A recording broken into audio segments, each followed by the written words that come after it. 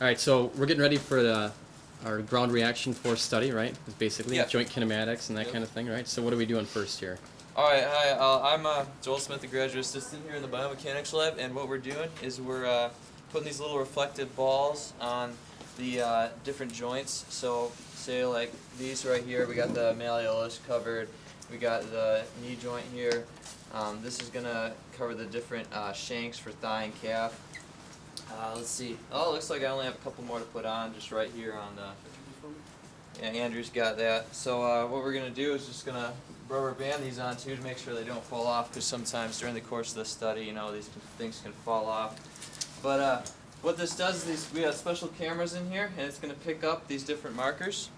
And what that's just going to do is it's going to let us see that on the computer, all his movements, and the camera's captured at about 500 frames per second, so it's going to be pretty good quality in terms of in the biomechanics world. So I'm just banding on. So this is predominantly, we're looking at mainly lower body things, right? So there's no upper body kind of dots? Yeah, there can be, but this specific study is just going to be for the lower body, so basically hips down. Right. Great. All right, This, so what? this is why I think Travis is the best teacher on campus. All right, so what are we doing here today? We are looking at the biomechanics of various different plyometric jumps and things like that. So what are you guys trying to find? We are looking at different joint angles and the rate of absorption and propulsion of forces in depth jumps and depth static drops. What kind of subjects are you using? We are using primarily male Division III athletes that are a little bit more plyometrically gifted, for lack of a better term, in hopes that they're well enough trained to give us some good data. What do you, when you say well enough trained, what are you kind of looking for? What is the... One of the basic rubrics that I've been using is a maximum vertical jump test. We're looking for something in the neighborhood of 31, 32 inches, just standing with a vertec. So, like, you guys looking like horizontal loading, vertical loading, combination of both? I mean, what is the... There are a couple of jumps that will be more horizontal in nature. Standing broad jump off and on. We'll do a consecutive 2-hop. Mainly I am looking at just the vertical components. We're collecting a lot of data, but I'm using mainly only the hurdle hop type jumps where they're coming off a box, off the ground, and then over a 24-inch hurdle. So is this a kind of study that it's one study, but in reality it's going to be potentially several papers or several different kinds of... this data is going to be able to feed off into a lot of different facets of information, I suppose. What kind of differences do you think you might see between some of the athletes? One of the big variables that we're going to look at is impulse and time to peak force, and I think that's going to vary a lot depending on, say, if you've got a 260-pound hammer thrower or a triple jumper that's only 150 pounds. The time to their ability to generate the force is going to be a lot different, I think. Cool. So I see that we've got different box heights here. Yes. What are you noticing? We've done a few subjects already. What are you noticing the difference between the different box heights for individuals? I think what we'll notice when you compare trained individuals to untrained individuals, the trained individuals tend to perform better from higher drop heights.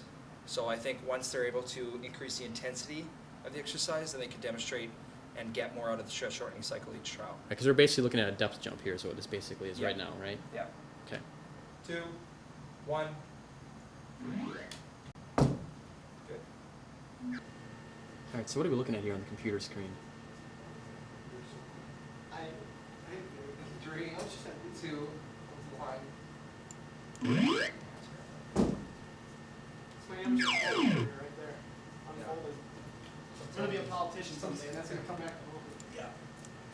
So what area is being kind of captured by these cameras? Well, if you look on the floor, there's a couple of corner marks.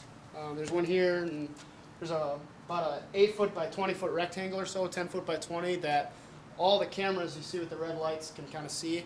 There's like a cube, probably about 8 feet tall, that they all can see. And What's the advantage of having lots of cameras? the more cameras you have, the better chance you have of not losing data, and the more cameras you...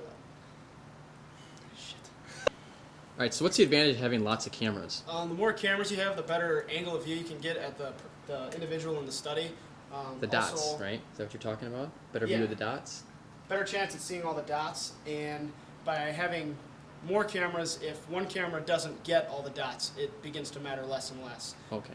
Ideally, if we could, we'd have like a 25 camera setup, but they're pretty expensive. How much are these cameras?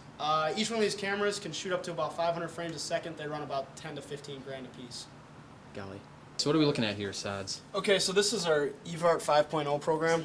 It's the computer software package that we use with all the cameras to show or to find data values in each of the different joint segments. Okay. This program is pretty flexible in what you can do with it. As you're looking at an actual real-time file, you can rotate around and look at everything from different views and things. You can zoom in, zoom out. It's not quite as flexible because it doesn't have all the files on it. The computer over there is the main computer that has all the information on it. Okay. What we'll do then is we'll copy in all the joint data into a Microsoft Excel sheet, and then that'll kind of print out all the actual raw numbers. Okay. And then we start doing a bunch of nerdy math things that a lot of different slope of things, change of joint angle with respect to time, stuff like that, to try and find out different values that you could be concerned with as far as the motion analysis. Sure. So what do we, can you play this video on here, or this little picture? You can kind of rotate through here slowly this way. This is, What are those lines coming up there? right now, as you can see, these two darker shaded boxes here are the force plates that are actually out in the middle of the field space. Okay. As they hit, this circle here shows how much force is being generated on the actual force plate, and this big red arrow is the direction of that force. Okay. So if you look at the force plate, it's being pushed down at this sort of an angle, and it's pressuring back up that way, Right. which is causing this red vector right here. So it's equal and opposite, right? Right. Newton's first law. Actually, I think that's Newton's third law of action reaction. But What about Newton's 8th law? Oh, only inertia is the first law. It that's is right. the third law. That's right. Sorry. All right. So this person's landing on 1 foot. It looks like. Right. This was from a landing fatigue study that we did last fall. The participant would squat until failure, and then they would land on one leg from a 30-centimeter drop. What were you guys looking for in this one? What was the purpose of that? We do a lot of ACL modeling up here, Okay. and we're looking. This one was primarily. It initially started as just females, actually, because of the female athlete ACL sort of epidemic kind of thing. But Right. we looked at the tracking of the knee, how the knee moves side to side in landing, valgus varus, kind of things like that. Looked at Sure. different torques on the knee. Sure. Any preliminary findings out of this study yet? Not quite yet. It kind of fizzled off as information came in. We still have to go back and look at some of the data yet. Okay. So. Great. Thanks. Okay, good rest and do one more. Okay, game up. Very cool. So this is just the first step. I mean, it's collected here, but then you got to dump this data, the numbers, into an Excel file, and then be able to analyze it using OrthoTrack and all that Right. good stuff, right? Correct. Okay. Yes. So this is just how for this set of data, let's say this particular individual here, how long does it take to take this information from here and get it into reasonable numbers that are usable? Well, getting it into numbers in Excel really doesn't take that long. The development of computers, it only takes a couple of minutes to run it through OrthoTrack. Right. Making sense of the numbers can take anywhere for one person for a couple hours to actually collecting some reasonable data on a population of 15 people could take a month or so. Right. Now, you said that with the multiple cameras, it helps you pick up all the dots. Does it ever happen that you don't get all the dots in, or the dots are wrong or something? Yeah, that happens quite frequently. And as you see, as this participant begins to fall a little bit lower, some of these dots kind of just start missing, or start to be missing. Usually that happens from their hip or their arm or something kind of getting in the Covering way, dot. covering up the Sure, marker, sure. right? Gotcha. And that's a mess, isn't it, then? Yeah, we'll have to go through and we do different processes in the software to try and pretend like we knew where that marker was, just kind of make it up based on what other joints are doing. Gotcha. By seeing where these 2 points are, we kind of have an idea of where this joint is because anatomically It's they're gotta be in connected. there. Right. Cool. Great. Still the same frame, right? 2, Yeah. 1. Good. Try and 3, 2, 1. One more crowd. A little bit intimidating.